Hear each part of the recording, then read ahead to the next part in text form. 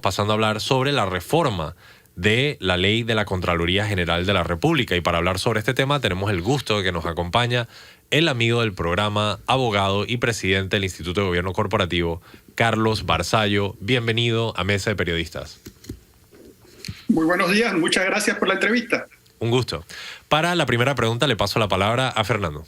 Sí, bueno, por estos días se discute la reforma a la ley de la Contraloría. Este es el primer tema que queremos abordar.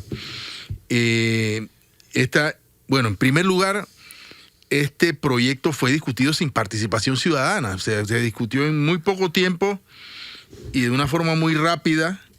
Y bueno, ahora está en el pupitre del señor presidente para ver si es sancionado o vetado. Primero, nos gustaría escuchar de su parte cuál es su opinión general sobre el contenido de este proyecto de ley. Sí, muchas gracias. En términos generales, el proyecto adolece de información suficiente como para saber cuál es su motivación. Uno puede tomar como primera la exposición de motivos del proyecto cuando se presentó y ver de su articulado que, resumiendo al máximo, hay unos aportes en dar estabilidad a los funcionarios de la Contraloría, crear una especie de carrera de funcionario de Contraloría, lo cual como principio es algo positivo. Hay que ver luego su implementación, que ahí está el detalle. Y también vemos que a lo largo del proyecto se insiste mucho en introducir, equiparar o dar preponderancia a la figura del subcontralor. Esa es la mayor cantidad de adiciones que uno observa en el proyecto. Y hay otros que al final han llamado más la atención de los periodistas y de algunas personas de la comunidad sobre una discrecionalidad del contralor para aprobar, cerrar los informes de auditoría de la Contraloría y ordenar archivo de expedientes, lo cual genera una enorme preocupación por el grado discrecional que tiene esta medida. A grandes rasgos sería eso. Hay una especie como de compromiso. Se nota que se logró el consenso de algunos funcionarios de la Contraloría por parte de introducir la figura de la carrera del funcionario de Contraloría, lo cual les da estabilidad. Ese sería el lado positivo, salvo que se utilice mal, lo cual sería negativo. Y por el otro lado está esta discreción del Contralor para cerrar los informes, que son claves en todos los temas de investigación posterior sobre lesiones patrimoniales. Pero pregunta, si un informe de Contraloría encuentra irregularidades, el Contralor, en base a esa discrecionalidad, cerrar la investigación y archivar el expediente? Como está el texto en la actualidad, lo que dice es que según el criterio del Contralor, él decide la aprobación o rechazo de los informes de auditoría. No hay ninguna matización. Uno esperaría que la lógica del sentido común es que es bien difícil para la autoridad Contralor ir contra un informe que contenga evidencias de lesión patrimonial. Pero lamentablemente la propuesta queda solo hasta allí. Y para complementar y agregar valor a esta conversación, hay un documento que está en los debates donde precisamente el grupo de funcionarios de la Contraloría sugirieron matizar o darle un orden a esta discreción y analizaban que para que se tomase esa decisión de no aprobar el informe de auditoría, había que cumplir con ciertos criterios que me voy a permitir leer, los que tenían mucha lógica, siempre y cuando no haya un peligro alto determinado por matriz de riesgo de una posible lesión económica contra el Estado, ese es un escenario, o en su defecto una lesión económica comprobada en informe de auditoría por el equipo de auditores de cumplimiento forense.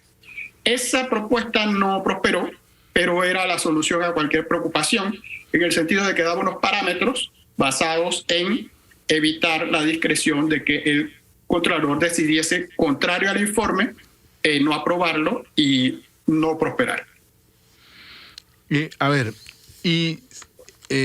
Se ha cuestionado un artículo que se supone exonera a los funcionarios de Contraloría como empleados de manejo en la jurisdicción de cuentas. ¿Qué hay sobre este tema? Sí, eso también creo que es un aspecto que no es positivo. Tradicionalmente han sido considerados funcionarios de manejo. Acá se está obteniendo una exoneración vía la ley, lo cual, insisto, no es positivo. Fomenta que no haya debida fiscalización sobre los fiscalizadores, porque veamos a quién estamos viendo aquí. Y aquí no se trata sobre los funcionarios empleados de manejo de otras instituciones, sino son los propios funcionarios de la Contraloría que buscan pues exonerarse como empleados de manejo. La lógica que hay detrás de esto es un debate casi que muy antiguo en Panamá sobre el rol de la Contraloría, que como tiene el control previo y está dentro de las instituciones, hay una línea muy tenue, muy gris, donde con los refrendos y las actuaciones previas de la Contraloría, muchas personas, sin ser expertas en la materia, opinan que luego es muy difícil en los procesos poner en duda lo que sucedió si el propio fiscalizador o fiscalizadora de la Contraloría refrendó el acto, ya que en la etapa cuando se está investigando se estaría investigando a sí misma, con lo cual aquí se quiere exonerar de la condición de empleado de manejo. La Contraloría es conocida de que busca simplemente fiscalizar el uso de los fondos públicos, pero en la práctica, en muchos casos, y lo digo como un servidor público que fui por 9 años, cae en unas ocasiones en una coadministración con las entidades, ya que nada se hace a ciertos niveles a lo interno de las instituciones si no se tiene el visto bueno de la Contraloría, y eso en cierta medida se vuelve parte de la administración. Es un asunto bien debatible. El status quo es mejor que la propuesta de reforma, para resumirlo al máximo, ya que el exonerarlos de condición de empleados de manejo dificultaría la vigilancia al vigilante. Esto es una pregunta bastante básica, pero me parece que para beneficio de los radioescuchas sería bueno cubrirla. ¿Podría brevemente hablar un poco sobre el tema de control previo y control posterior? Y si existe una tendencia ahorita mismo hacia que la Contraloría ceda el control previo y caiga cada vez más en el control posterior. Sí, ese es un punto bien importante de la práctica y de la normativa panameña, incluso desde el nivel constitucional y luego legal. La Constitución, que es la que manda todo, la Ley 32 del 84, que es la que se está buscando reformar, tiene la idea que ha prevalecido que el control en general es previo. ¿Qué significa esto? Que la Contraloría, todos los actos que hacen todas las dependencias estatales, tiene que dar su refrendo antes de que el acto sea administrativo. ¿Qué es el acto? Comprar, vender. Antes que se vaya a ejecutar, la Contraloría da su refrendo de manera previa. En casos excepcionales hay un control posterior. ¿Qué significa? El acto ya se terminó, se perfeccionó, y la Contraloría, luego de los hechos, es que refrenda. Eso se da vía excepción y lo tienen ciertas instituciones que lo logran vía concesión del propio Contralor. La regla general es el control previo. Sin embargo, el control previo se vuelve en la práctica, e insisto, porque se han redactado leyes que digan que así no es, pero la práctica es importante. Yo fui servidor público, insisto, yo era presidente de una institución reguladora del mercado de valores, y para crear un centro de capacitaciones en el local, la remodelación del local incluía nuevas baldosas porque era necesaria reemplazar el piso, y recuerdo como si fuera ayer, y eso fue hace más de 15 años, estaba el funcionario de Contraloría esperando junto a mí la llegada de las baldosas para verlas, contarlas, mirar su calidad. En ese grado de detalle entraban. Eso es una coadministración sin la menor duda. Cuando uno ve eso, que son nimiedades al lado de grandes operaciones que se cuestionan, uno se pone a pensar de que hay dos mundos paralelos. Pero para responder la pregunta, todas las instituciones aspirarían al control posterior. La mayoría de las instituciones tienen el control previo. Todo también va con la madurez del servicio público panameño. Hay un peligro cuando las instituciones no son fuertes, no tienen a su vez un buen gobierno corporativo, al no tener control fuerte ellas mismas y el control externo también ser débil o desfasado, tenemos una receta para el desastre. Ejemplo de ello, por ejemplo, lo podemos ver con el tema de la descentralización. A ver, en esta discusión también han surgido dos temas. Y para hacer docencia, siguiendo la línea de Alfonso, nosotros tenemos en una misma institución, iba a decir por lo general no, coexisten lo que se llaman las oficinas de auditoría interna y las oficinas de fiscalización de la Contraloría. se supone que si un ministro, por hablar de X institución, va a hacer un contrato por $1 millón para la prestación de un servicio, el primer filtro en el cumplimiento de la ley, por supuesto, de la ley de contrataciones públicas en primer lugar, pero de otras, es la Oficina de Auditoría Interna que dice si el procedimiento para esa contratación se hizo de forma correcta. Lo que pasa es que ese auditor interno o esa oficina de auditoría interna obedece al ministro y la nombra el ministro. Yo no sé si es un cargo de libre remoción, muy probablemente. Cuando el ministro quiere que se contrate, porque, vamos a decirlo, eso ocurre con mucha frecuencia, a una empresa o favorecer a una empresa, hombre, el auditor interno va a hacer lo que dice el ministro. Si no lo hace, el ministro lo puede hasta despedir. Entonces, el contrapeso a lo interno de ese mismo ministerio debería ser, por eso es que yo no estoy de acuerdo con eliminar la responsabilidad de los fiscalizadores internos o tratar de darle un blindaje aún mayor. El contrapeso debería ser el fiscalizador interno que está allí, que en cada ministerio hay un fiscalizador de la Contraloría y tiene que dar un primer refrendo. Y él es el que dice, espérense un momentito, esta contratación por $1 millón tiene X problemas y lo primero que hace es decir, corrijan esto si no tiene refrendo. O esto está mal, vuelvan a hacer el acto, o etcétera. Entonces, hay un contrapeso allí. Ahora, en esta propuesta de ley, hay un artículo o varios que plantean que el control o la reglamentación de los auditores internos en las instituciones tenga injerencia a la Contraloría. Abogados como el abogado Cedeño han dicho que esto es una intromisión de la Contraloría en un tema de separación de poderes. ¿Por qué? Porque el ministro responde al órgano ejecutivo y la Contraloría funcionalmente primero debe ser autónoma y segundo respondería porque quien designa al Contralor es la Asamblea de Diputados. ¿Cuál es su opinión sobre este asunto? Sí, me manifiesto totalmente de acuerdo con lo que ha indicado, trayendo nada más unos aspectos también de docencia, pero de realismo, en el sentido de que esa figura ideal, aquí se habla, los profesionales de esto hablan de 3 líneas de defensa, como y ahora que viene el periodo del fútbol, la gente pensará pues que lo importante es que son los defensores para que no le metan goles. Bien, el problema en la realidad es que esto va mucho más profundo. Tenemos que empezar desde la ley de contabilidad, la normativa que regula a los auditores. Esto aplica tanto al sector público como privado, los auditores externos, los internos.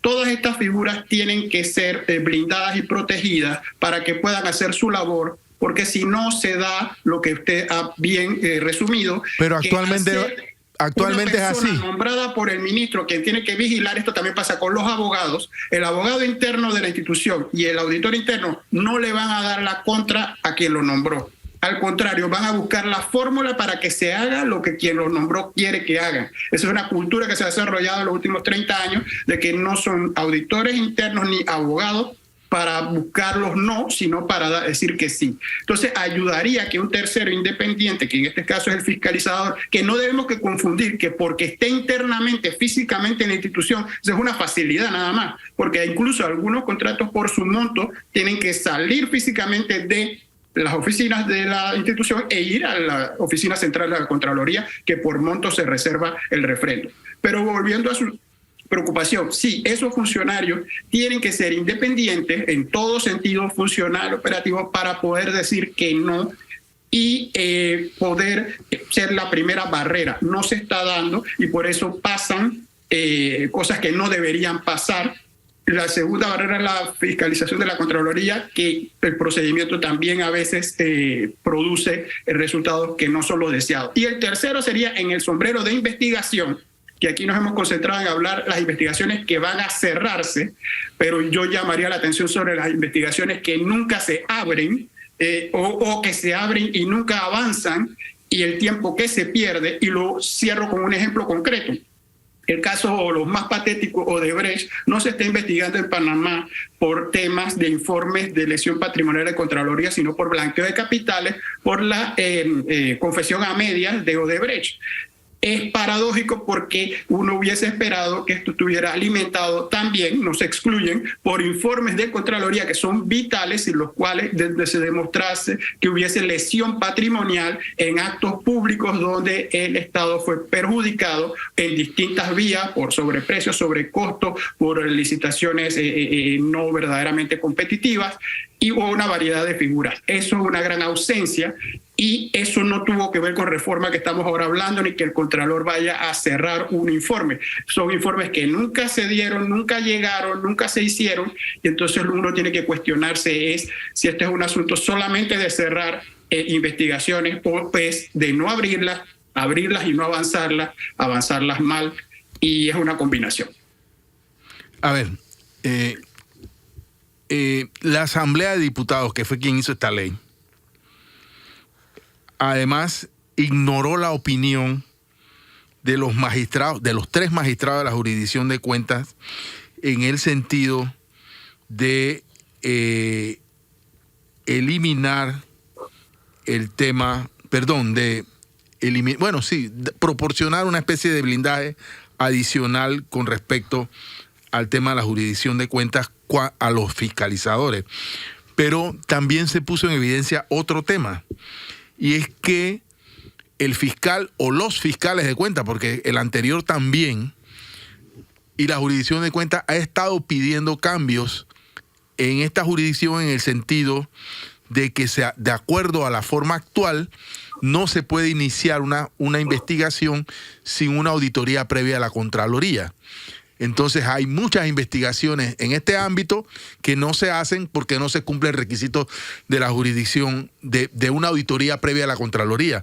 Y la pregunta es, si queremos de verdad, como dicen los diputados, mejorar las condiciones en que se realizan las contrataciones, los negocios del Estado, ¿por qué no en la Asamblea de Diputados no promueve un cambio para que el fiscal electoral pueda investigar sin la necesidad de una auditoría, el fiscal de cuentas sin una auditoría previa de Contraloría? Ya que, por cierto, y usted lo acaba de mencionar, es una prerrogativa del Contralor iniciar investigaciones, pero muchas veces estas no se hacen. Sí, aquí puedo aportar algo bien importante que debe conocer la audiencia. Incluso hay jurisprudencia. En épocas pasadas recientes se intentó en una ola privatizadora sacar este tema de las investigaciones alegando la complejidad, la falta de recursos, de personal, el conocimiento, y se iban literalmente a privatizar las investigaciones de Contraloría. Y se avanzó bastante en ese sentido, y paradójicamente a través de contrataciones directas se estaban contratando auditores forenses y se puso de moda el término.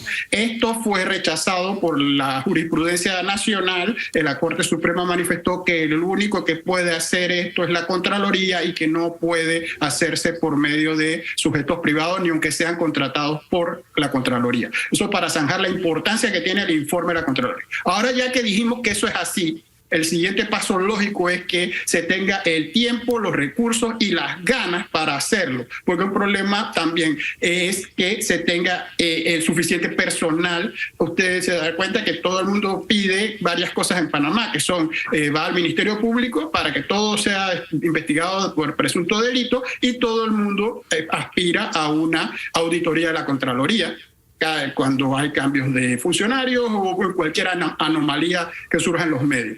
Como es de esperar, no hay suficiente gente para hacer eso, ni tampoco suficiente gente que lo sepa hacer. Hay un problema de capacidad técnica. Hay muchos muy buenos, pero no suficientes. Panamá tiene un problema de meritocracia en el servicio civil que está sumamente bien documentado. Entre los 16 países que están en una encuesta en Latinoamérica, Panamá está en los 3 últimos en cuanto al mérito en el servicio civil, porque no se entra por concurso, no se entra por pruebas, sino que se entra en muchos casos por partido, amiguismo, nepotismo. Entonces, dicho eso, porque esto va al corazón del tema de qué se quita y qué se pone, los señores diputados, que son los que nombran al Contralor, es evidente que tienen un pacto con el Contralor y esta ley es cómoda para todos. No lo es para la Fiscalía de Cuentas, que necesita los informes de la Contraloría, que los pide y los recibe, algunos sí y otros no, y que se le dificulta su trabajo y por eso manifiesta su oposición, tanto los fiscales actuales como pasados, que lo han manifestado públicamente. ¿Qué va a pasar? Ahora mismo solamente puede ser vía el veto parcial o total del presidente, porque ya el mensaje de la Asamblea es bastante claro, y hay que irse nada más al inicio de esto, cuando el Contralor fue nombrado por la Asamblea, porque es un funcionario que nombra la Asamblea, y estamos viendo de que la fiscalización no es la óptima y hay bastantes quejas constantes sobre ello. Yo solo quisiera preguntar, hemos cubierto bastante sobre este proyecto que al final podría decir que es casi que agridulce, tiene elementos que favorecen a los empleados de la Contraloría y otros elementos que debilitan la capacidad de supervisión de la misma a futuro, pero sencillamente me gustaría entender así a modo de recapitular o resumir, ¿por qué precisamente es que el presidente debería vetar esta ley? ¿Cuál es el daño efectivo que se estaría causando si esta ley es aprobada, en pocas palabras? El daño potencial está en el aspecto positivo de la estabilidad de los funcionarios, está en ciertos detalles como los tiempos, porque lo que se propone ahí es que los funcionarios que tengan 2 años adquieran una estabilidad. Ese tema se puede utilizar mal, insisto, el tema está en la implementación y lo que le dé es estabilidad a funcionarios que no la merezcan, debe prevalecer el mérito. Y en el otro detalle está en la famosa discreción del cierre, que es un problema que estamos viendo, que es un patrón, que es legalizando situaciones que, vistas desde un punto de vista de interés colectivo, no son buenas. Es decir, dejar esa discreción sin más del Contralor de no aprobar los informes, debía ser como la versión que me permití leer antes, de que él mismo estuviese sujeto por la propia ley, que le diera ya los parámetros de riesgo, de que tuviera que tener un estándar más alto. Eso sería lo que fuera negativo, porque si no quedaría, ¿qué es lo que pasa? En el futuro, cuando se reclame que por qué el informe X no prosperó, el Contralor dice, yo en base a este artículo que se introdujo a la ley 32 del 84, tomé la decisión sin más, porque no nada me requiere que lo explique. Los actos administrativos deben estar motivados, debe decirse por qué, y se convertiría interesante cómo el Contralor rebate el informe de técnico y por qué dice que no. Entonces puede que tenga razón, no podemos adelantar opiniones sin ni siquiera saber qué está pasando, pero si cierra sin más, no lo aprueba, pues el informe puede ser malo, no podemos decir que todos los informes son buenos, quedaríamos en una situación de legalizar una discrecionalidad que no parece ser necesaria, nadie la está pidiendo, la sociedad, yo no hablo por ella, no soy quien para hacerlo, pero el sentido común indica que lo que quiere es más fiscalización y control y no fórmulas de no tener fiscalización y control. Mayor discrecionalidad, mayor secretismo y también protección para funcionarios que podrían no tener los mejores intereses. Fernando tiene otras preguntas. Sí, bueno, y algunas apostillas. A ver, estoy de acuerdo con que las auditorías las tiene que hacer la Contraloría, porque además es lo que dice la Constitución, pero también entiendo que aquí se recurriera a hacer auditorías forenses cuando no había quien las hiciera, pues Contraloría simplemente no las hacía. Es potestad del Contralor hacer o no las investigaciones. Y no estoy hablando de un Contralor, no estoy hablando del actual, estoy hablando de varios. El tema de la estabilidad del funcionario, claro que debemos dar estabilidad. Yo creo que el personal de Contraloría debe tener estabilidad, pero yo no puedo hacer omisión de memoria. Aquí llegó una contralora, la contadora de importadora Ricamar fue nombrada contralora y al día siguiente que tomó posesión despidió a todos los directores de la Contraloría, incluyendo a la gente que hacía el censo. Por eso el censo que se hizo en ese momento, de acuerdo con todos los estadísticos que yo conozco, científicos que estudian la materia, dicen que ese censo no es una buena referencia. O sea, hasta el censo nos dimos el lujo de hacer mal porque una funcionaria de un gobierno o una contralora nombrada por Ricardo Martinelli decidió que iba a desbancar la institución. Desde luego que para mí la mayor referencia de que el funcionario de Contraloría debe gozar de estabilidad y nadie puede hacer una cosa como la que ella hizo. Por cierto, varios de estos directores interpusieron recursos y el órgano judicial, también cooptado por la misma persona, se encargó de que estos recursos no prosperaran. De manera que ese es el país que tenemos, no podemos olvidar este asunto. Quiero aprovechar su presencia para referirme a otro tema. He escuchado que la Contraloría no tiene mayor competencia para investigar a diputados de la República o a la Asamblea de Diputados. ¿Esto es así? Porque en la administración de Federico Humbert se hizo toda esta coreografía de unas auditorías que eran tan grandes que había que trasladarlas en un camión, etcétera, y planillas cashback, nombramientos no sé cuánto, y de eso no hemos sabido absolutamente nada, si avanzaron, si no avanzaron, si era nada más una coreografía. Nada, cero rendición de cuentas sobre este asunto. Entonces, lo que hay en la sociedad es la idea bastante fundada en la práctica de que los diputados tienen un blindaje en temas de investigaciones de este tipo, patrimoniales, etcétera, que los pone por encima de cualquier sospecha.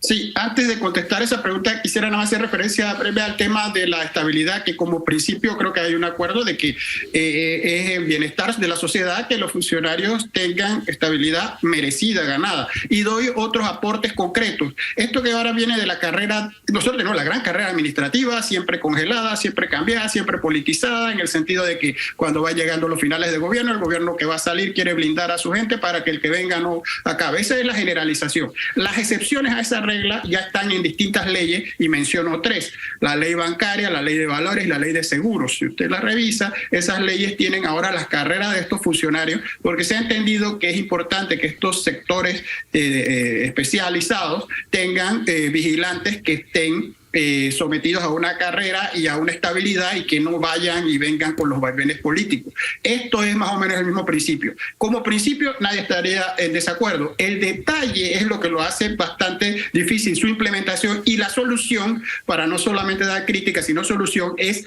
la transparencia en el proceso, pero no una transparencia cacareada, sino decir cómo y por qué se llega a donde se llega, de manera que si el proceso no resiste una lógica, que lo discutamos así en colectivo como estabas hablando, y vemos que se llegan a unas estabilidades caprichosas, uno está viendo que lo que se está buscando es un blindaje negativo.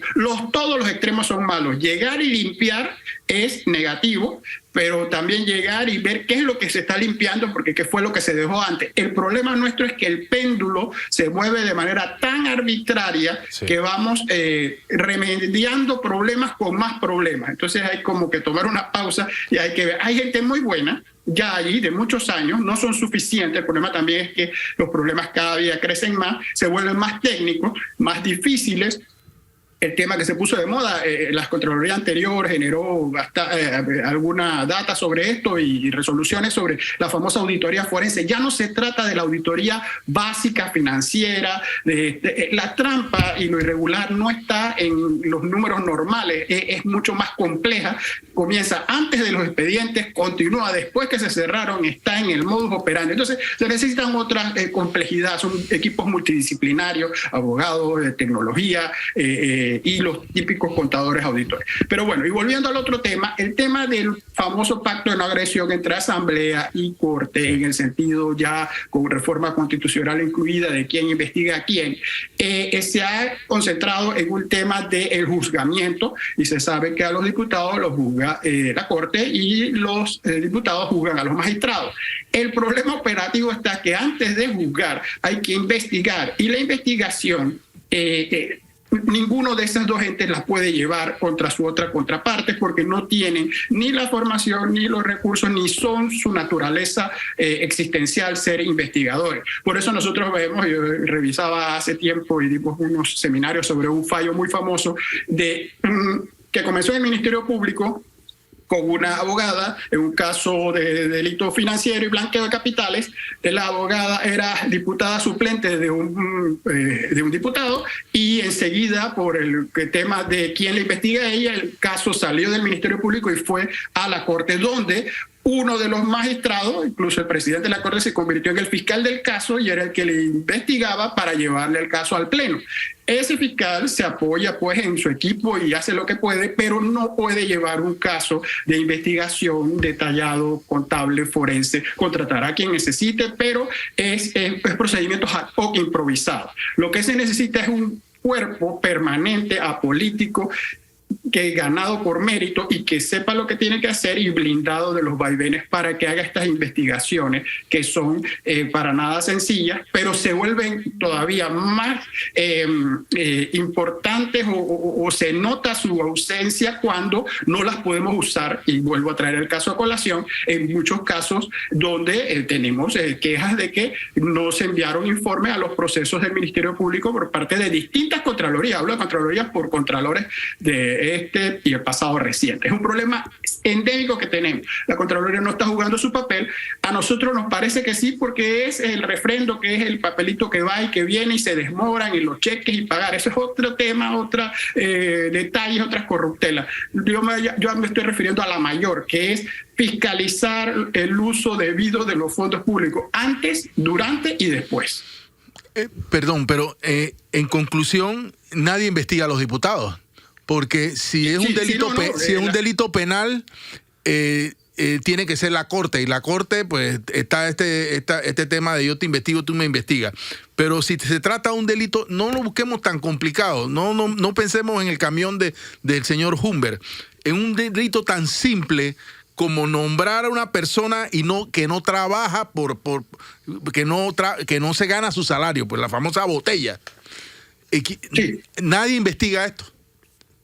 No, para hacerlo todavía más claro, sí investiga, la ley dice quién investiga a quién. El problema, yo quiero insistir, es si lo puede investigar y si lo investiga bien. Porque, por ejemplo, en este tema de las botellas, los contralores anteriores intentaron, con la Asamblea en particular, hacer medidas y hubo un choque de fuerzas que terminó también en la Corte, porque la Asamblea se consideraba de que la Contraloría no podía hacerle unos pedidos y medidas que quería hacerle. Ahí está el ejemplo práctico de quién lo hace y cómo lo hace bien. Y la Corte tuvo que intervenir en ese aspecto para darle la razón al Contralor en cuanto a que la Asamblea sí le tenía que dar información para que pudiese hacer su investigación. Así que ese tema fue ya una vez objeto de discusión que llegó hasta nivel de decisión de la Corte. No, y yo solo quisiera mencionar para ir cerrando que por todo este tema de periodismo de datos que yo he estado manejando, he tenido que interactuar sobremanera con funcionarios del Instituto Nacional de Estadística y Censo y de la Contraloría en general. Y una de las quejas que más escucho es que de hecho la Dirección General de la Contraloría no otorga todos los fondos que son necesarios para procesar toda la data que es recopilada por las distintas aristas de la Contraloría. Entonces, los mismos funcionarios entienden que su trabajo se ve limitado por la población y lo que aseguran o aseveran es que no se les da el apoyo necesario para procesar la cantidad voluminosa de información que reciben. Hemos llegado al cierre de la entrevista. Tú tienes más que decir. Espera un segundito. Yo quería irme a otro tema. No sé, por favor. Sí. Y en tu calidad de presidente del Instituto de Gobierno Corporativo, quería preguntarte si tú consideras que tenemos la suficiente fortaleza institucional, para decirlo de alguna manera, para vigilar el trasiego de fondos que va a implicar el proceso electoral que comienza. O sea, esa es una preocupación, digamos, general sobre un proceso que viene. Ayer escuchábamos aquí a una candidata por libre postulación de San Miguelito decir no sé si decir el dolor que sienten ciertas personas cuando le tocan la puerta y le dicen, fírmame aquí. Y me dice, no, yo no te puedo firmar porque yo tengo un hijo que tiene una beca, o yo tengo un subsidio, o yo tengo a alguien que trabaja en el gobierno. Y si te firmo, puedo perder la beca, puedo perder el trabajo, puedo perder esto. Para mí es una cosa penosa que personas en la calle pidiendo un apoyo electoral, en este caso a una firma, pues, ocurran estas cosas. Y si eso está pasando ahora, y también escuchábamos a esta misma persona decir que, bueno, ellas son 3 personas caminando de puerta en puerta, ellos van a competir contra otras que van a ir de puerta en puerta, pero repartiendo bolsas de comida, dando recursos que provienen, todos sabemos que no sale de la cartera de los candidatos de los partidos, proviene de una triangulación. Todo el mundo lo sabe. Pero el problema está ahí, el delito se comete todos los días ante nuestros ojos y no pasa nada. Entonces, bueno, vienen las elecciones y sabemos que si esto ha pasado durante estos años sin una carrera electoral propiamente dicha, ha estado pasando. Aquí hay funcionarios de elección que han estado en campaña desde el momento mismo en que ganaron las elecciones. Entonces, ¿qué podemos pensar de la institucionalidad del país, de las instituciones que tienen que velar para que esto no pase? Sí, muy directamente respondiendo, la respuesta lamentablemente es negativa. Yo no veo que hay la institucionalidad suficiente y le doy un fundamento a mi respuesta. Solo pensemos en que un ejemplo práctico, el tema está en el financiamiento de las campañas. El financiamiento que no es transparente y que utiliza estructuras jurídicas para complicar el conocimiento de quién es el que está detrás del que hace ese financiamiento. Se utilizan vehículos y estructuras. Hay un nuevo instrumento que busca transparentar esto, se llama el registro de beneficiarios finales. Veamos cómo está la institucionalidad panameña. No tienen acceso como autoridades competentes a ese registro de beneficiarios finales, ni la Contraloría ni el Tribunal Electoral, que es el tema que ustedes me están planteando ahora mismo.